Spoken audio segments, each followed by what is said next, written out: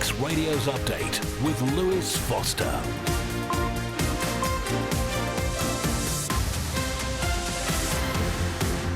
Fast am I. Welcome along to Update for Friday the 15th of November. The weekend's here, so let's start with half an hour of the latest news from the Isle of Man.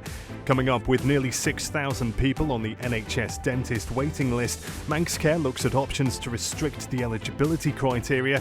We hear from the newly elected Onchan Commissioner, and plans for a new visitor hub at the Laxey Wheel are back from the drawing board.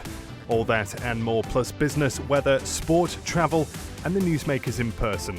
Let us know your thoughts. Text 166 177 or email studio@manxradio.com.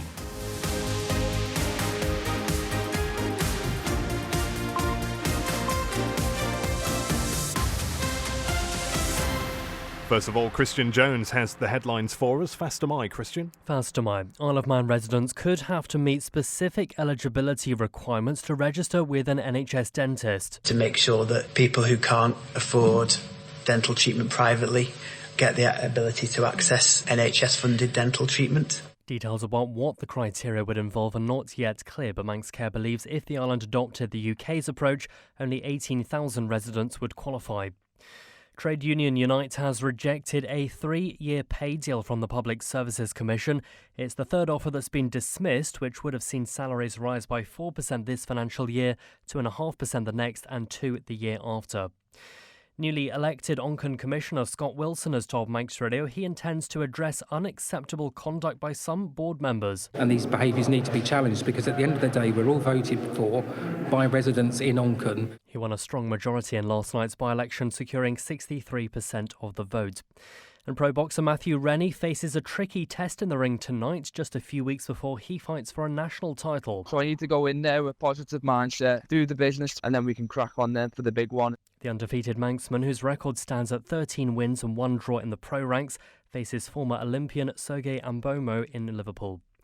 In international news, a teenager has been handed an indefinite jail sentence after being convicted of shaking his partner's baby to death, causing catastrophic brain injuries. 19-year-old Carl Ellsbrook was convicted in July after a trial at Derby Crown Court. Scotland Yard says one Met police officer has been sacked and another given a final written warning for accessing files relating to Sarah Everard. The 33-year-old was abducted by former officer Wayne Cousins in South London in March 2021. And TV presenter and author Davina McCall has asked fans for their good wishes as she undergoes brain surgery. The 57-year-old mother of 3 says a health scan uncovered a benign tumour.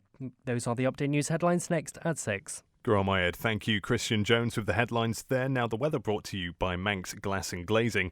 Cloudy this evening with occasional outbreaks of drizzle with a moderate westerly wind. A band of rain then arrives overnight, clearing before dawn tomorrow with bright or sunny intervals soon developing. There is a risk of a few passing showers later in the day, though. Moderate to fresh northwest winds and a top temperature tomorrow of 10 degrees. Then sunshine and isolated showers at first on Sunday, then cloud increasing throughout the day with areas of rain developing. Moderate to fresh, mainly northwest winds and a highest temperature of just 9 degrees. Sunrise tomorrow morning at 11 minutes before 8 and sunset tomorrow afternoon at 4:15. Manx Glass and Glazing can supply and install single, double and triple glazing. Call 674 573 or visit the showroom on the Snugborough Trading Estate. Cannell's Agricultural Supplies have been serving the good folk of the North for over 30 years. Supplying homegrown wheats, whole and rolled oats, working clothing, fencing, animal feeds, parts, tools and emergency supplies. Call Julia on 880206 or find Cannell's on Facebook. Patricia Wild Opticians is celebrating over 30 years of friendly, caring service in Farm Hill and Ramsey. Visit us for professional eye care with stress-free parking. Phone Patricia Wild Opticians on 813 977. For over 25 years, Langness Maintenance Services have been the block paving specialists, including property maintenance, fencing and landscaping. Fast, reliable and competitive. For a free no-obligation quote, call Paddy on 49667. Langness Maintenance Services, 49667. One architectural design company has particular expertise in achieving planning approval for a wide variety of projects, from landmark buildings to spectacular homes. Talk to the experts at Ellis Brown and get your project off the ground. For excellence in design, search Ellis Brown. You're listening to the Isle of Man's quintessential daily news and current affairs roundup. Update on Manx Radio. And the time just gone 5:05. Manx Care is in talks with the Department of Health and Social Care about rolling out eligibility criteria to register for an NHS dentist. Currently, 43,000 residents are registered, with 5,800 on the waiting list.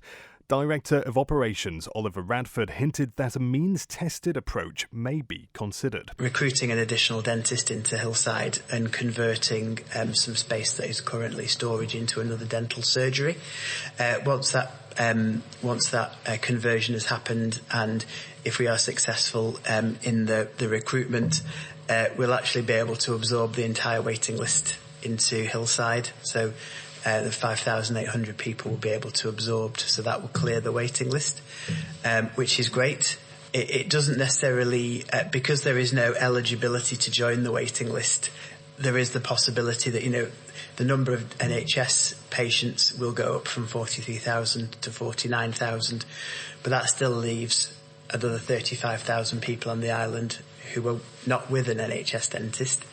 Those people could decide to actually, I want an NHS dentist because it's significantly cheaper. So we do need to be conscious around not ending up in the same situation in a few years. So we are in early dialogue with the DHSC around whether the introduction of eligibility to join the NHS to get an NHS dentist should be introduced. I think our priority, I think the board's priority, is to make sure that people who can't afford dental treatment privately get the ability to access NHS-funded dental treatment. Manx Care's Director of Operations Oliver Radford speaking there. And MHK has likened a lack of regulation around people offering immigration advisory services on the Isle of Man to the Wild West.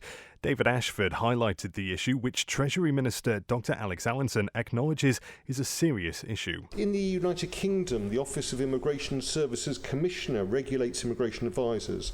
There, it is a criminal offence for a person to provide immigration advice or services in the United Kingdom unless their organisation is regulated or is otherwise covered by the Immigration and Asylums Act 1999. The Isle of Man government does not currently have a similar process. Due to the structure and bureaucracy involved, any regulation of advisors here would need to be appropriate. The government would also need to be in a position to enforce the regulation. That it's quite a serious gap that's there at the moment, in that someone who is completely probably unqualified to even offer immigration advice can actually do so on this island, whereas the UK takes it so seriously that it's actually a criminal offence to do so, except in certain circumstances. Does the Treasury Minister not believe that this is something that needs to be urgently looked at, because at the moment it's a complete Wild West out there?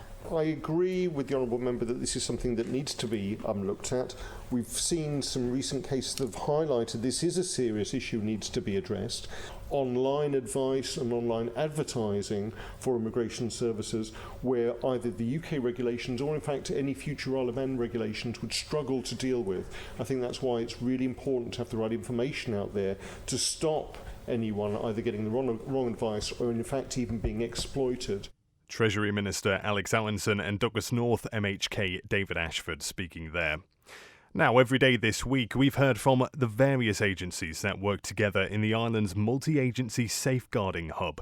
In our breakfast programme this morning, we heard how they would come together to work on a case. But what advice do the professionals have for parents or carers in terms of steps they can take to help protect their children?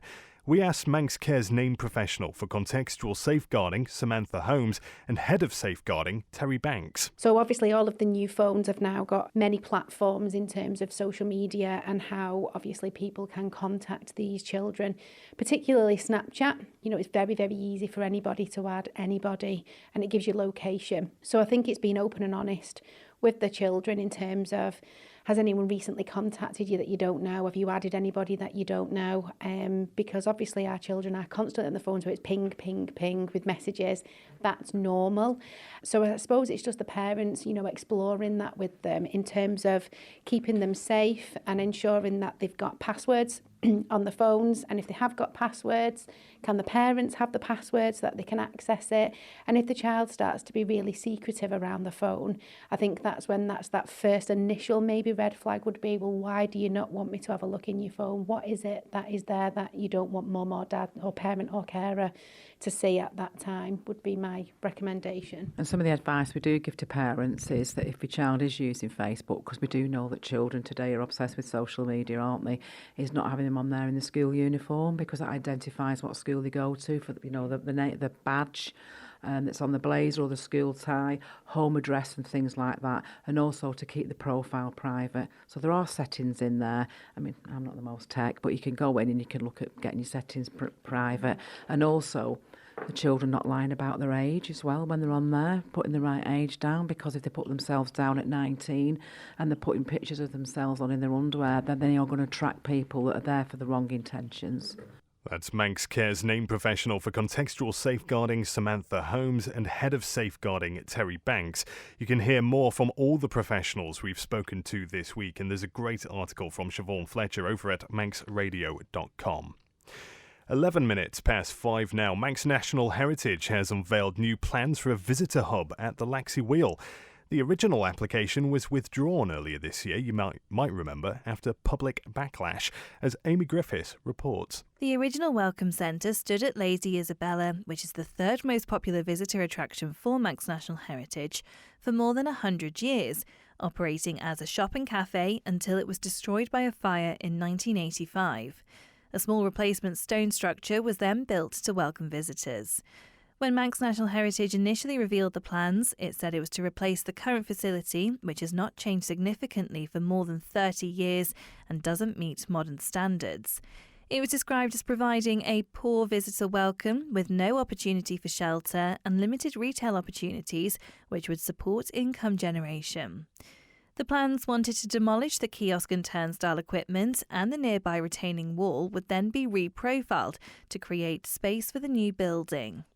The first design showed a single-storey blue building, which would be split into a welfare and administration space and an area for visitors to speak to staff, browse merchandise or shelter from the weather.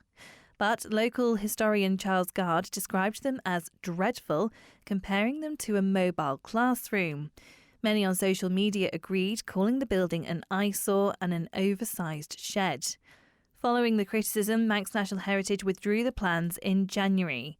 Now, almost a year later, a new design has been revealed, which is similar but now features a wooden cladding around the building. It's said that cladding will weather and blend into the surroundings with low visual impact. Manx National Heritage says the new plans will provide accessible, light and spacious visitor facilities and will meet the expectations of modern-day visitors. The plans are on display in the Manx Museum until 4:30 on Tuesday, before being moved to Laxey Sailing Club on Thursday, where they'll be on display there between 3 and 6. Amy Griffiths. You're listening to the Isle of Man's quintessential daily news and current affairs roundup. Update on Manx Radio. You are indeed, and it's 13 minutes past 5. Newly elected Onchan Commissioner Scott Wilson has been setting out his top priorities following his convincing by-election win. Dr. Wilson secured 63% of the total vote and hopes to focus on community safety, sustainability and strengthen the local economy too. We've got lots of children who do need work placements, and why can it not be those local businesses that support that sort of scheme? So it's not just necessarily for children, but it's maybe people at college as well, or maybe adults that have not been in work for a long time. And so it's engaging, really, going out and speaking to people about what these incentives are, because it's an incentive for the business, but similarly for that group that may access the scheme. You obviously have lots of ambitions. There's very little time to actually action a lot of it. So do you think you can realistically make a difference in these short months? I think yes, because when I've been going around canvassing and talking to Onchan residents, I think they're a bit fed up and they want change. They're looking at the existing behaviours that are always reported in the media, and they just want something new. So whilst I've got the manifesto out, what I plan to do is run again in April, and I think that this time we need to look at things such as standing orders, and everybody review them, because there are some behaviours that aren't acceptable from what I've seen in the public gallery up until this point. It's no secret that there are personalities that clash within Onchan Commissioners. How will you go about managing those potential clashes? Mm-hmm. Well, I would personally believe, I mean, it's not all the commissioners, it's just, and it's not all the time, it's just every now and then. But similarly, what I would like to do is, like I say, I've gone through the standing orders, and I think there may be, potentially, from what I've seen in the public gallery, I believe that it needs to be reviewed again, and these behaviours need to be challenged, because at the end of the day, we're all voted for by residents in Onchan. That's the newly elected Onchan Commissioner, Dr. Scott Wilson, speaking to Christian Jones there. Manx Radio Travel, driven by Quayside Tyres and Service Centre. Well, here's what to watch out for if you're driving home from work. In Douglas, a section of Groves Road is closed by the NSC for drainage work. The NSC car park can be accessed from the new Castletown Road. The bottom end of Summerhill in Douglas is closed as well for gas main replacement. And Victoria Road is one way between Stanley Place and Broadway in a southerly direction towards Broadway for electrical works there. And there's also temporary lights on Governor's Road as well to replace the street lighting. Over in Peel until the 30th of November, Christian Street is closed for resurfacing. During the closure, the lower section of Derby Road is two-way, with parking suspended between the police station and Athol Place. And in Foxdale until the 22nd, the Lubes Road is closed for drainage work there. Well, over at the airport, no problems to report this evening, all looking on schedule so far. And over on the sailings, Manxman is expected back into Douglas from Heysham at 6:05, departing later back to Lancashire at 7:45. Ask how you can spread the cost interest-free at Quayside. You're listening to the Isle of Man's quintessential daily news and current affairs roundup. Update on Manx Radio. And we're approaching 17 minutes past 5. Tomorrow, a special event takes place at Cathedral Isle of Man. An enthronement ceremony for Patricia Hillis will see her officially given the authority to begin her ministry as Bishop of Sodor and Man. She's the first woman to take on the role 20 years after the first female priest was appointed on the island. Reverend Mary Railton Crowder told Judith Lay she didn't feel like a trailblazer when she arrived on Ireland in 2004. Oh, we were delighted to come to the island because we'd always come here on holiday many, many times. So just coming to the island was a great joy to us. In ministry, you never know where God is going to call you, so it came as a surprise to be called to serve here. And as you say, I didn't feel like any sort of trailblazer at all when we were over in the UK. So coming here, I don't think I'd actually got into perspective the challenges that I might face here, being the first woman to be in full-time ministry as a priest here. It was a great joy and it was a great challenge. Mary's first priority has always been to serve the people wherever she is.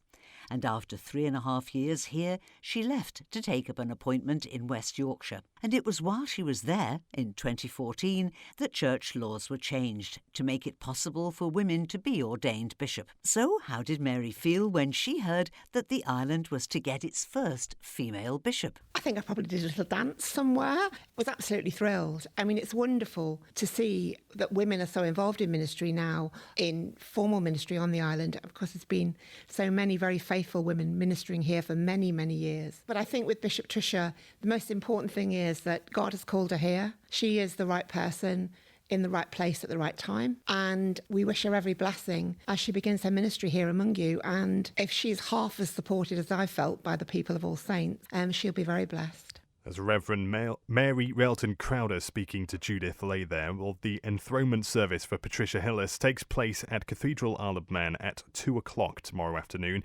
You can hear all about it on Sundays at your service with Judith at 9:30 in the morning.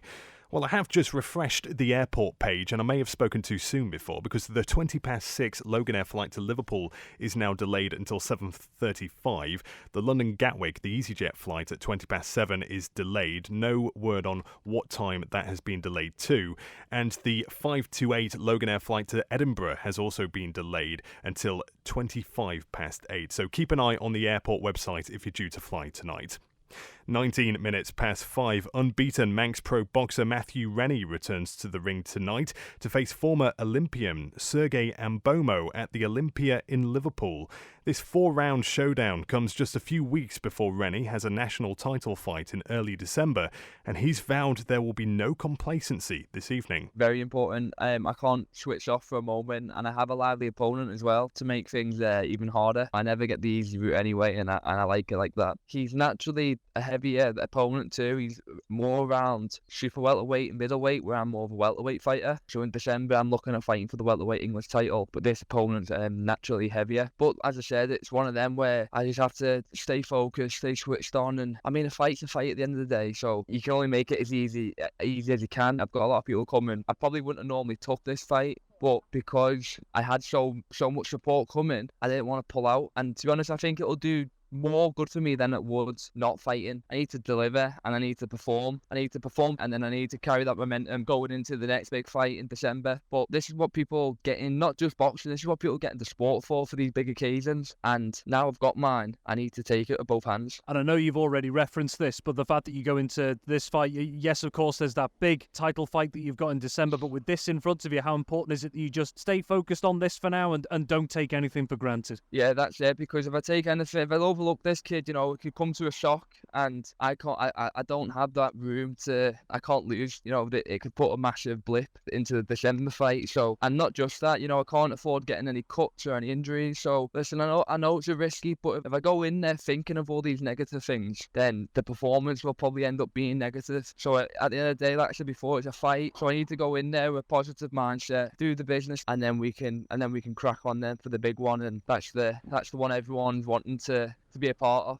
That's Manx Pro boxer Matthew Rennie speaking to Manx Radio's sports editor Rob Pritchard there. We'll keep an eye on that result tonight and bring you all the latest information when it comes in. 21 minutes past 5 now. A record number of competitors are expected to be part of this year's Sidquirk Half Marathon Run and Race Walk events taking place in the south of the island on Sunday morning. Local athletics correspondent Dave Griffiths explains what he thinks makes the event such a popular one on the Isle of Man athletics calendar.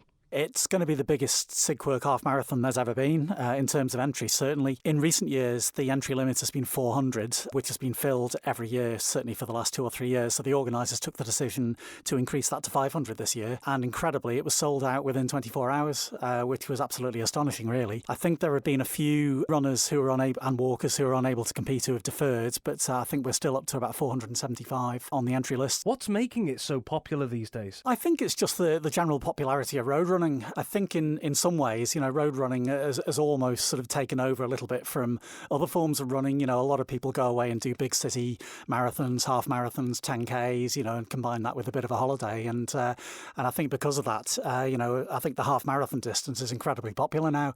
You know, people are always looking to improve their times and whatever targets they've got, you know, whether it's a time target or just to improve on last time or whatever. And I think it's possibly the social element as well. You know, people like to get out to train together. They've all got a common target. And I think it's a mixture of all those things, really. I think the Sidquirk course it's a good one. It's the fastest half marathon course that we have on the island. We have a half marathon course up at Ramsey, which is used every August, which is a good challenging course as well. But I think the Sidquirk course is not as hilly as the Ramsey one. And, you know, typically those who compete in both events do tend to go faster in the Sidquirk, possibly because it's later on in the year and they're a bit fitter than they are in August. But I think the course has got something to do with it as well. It's pretty early on Sunday morning because we have a race walk as well. And the walk starts at 8 a.m. and then there are 2 starts for the run. There's one for the slower runners who expect to take more than 2 hours 15 minutes. They start at 8:15, and then the rest of the competitors in the run start at 8:30.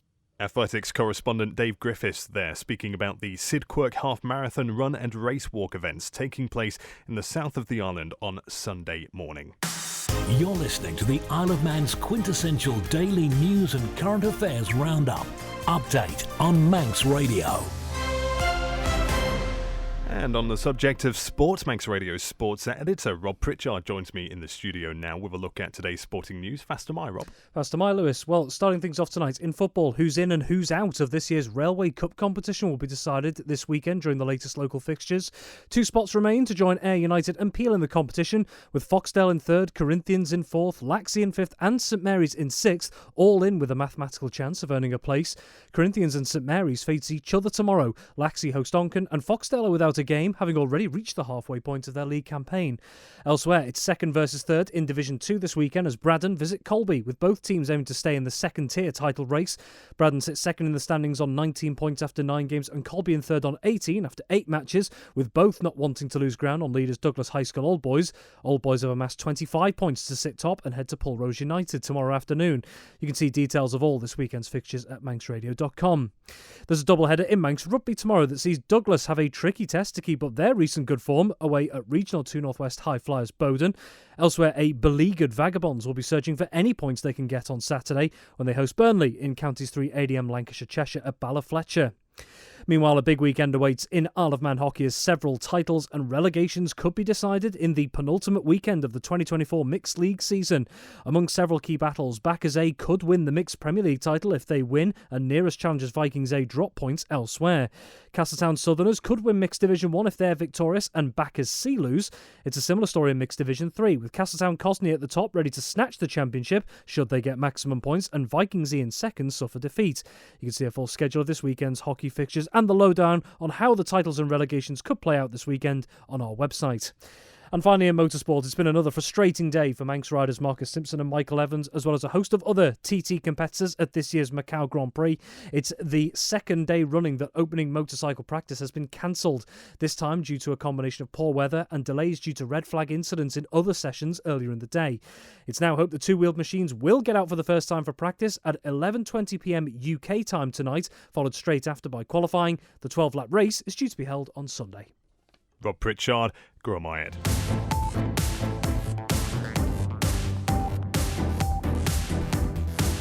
And that's it for updates tonight. Thank you for joining me on this Friday evening. Rob will be back momentarily with Friday Sport Preview. Then Chris Kinley is here at 6:30 with Greatest Hits. Remember, if you want to listen back to any of tonight's programme, you can find it as a podcast shortly over at manxradio.com. And updates will be back on Monday, but in the meantime, have a great weekend.